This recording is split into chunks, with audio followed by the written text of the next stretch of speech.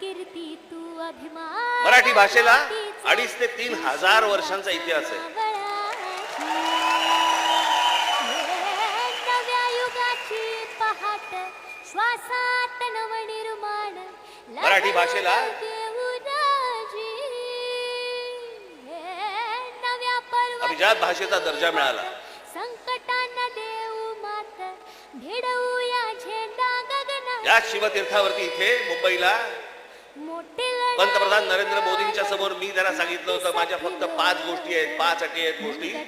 त्यातली एक पहिली, मराठीला अभिजात भाषेचा दर्जा तुम्ही द्या. पंतप्रधान झाल्या दाटला जरी दर्जा दिलाय. वर्ष झालं 1 रुपया नाही आलाय.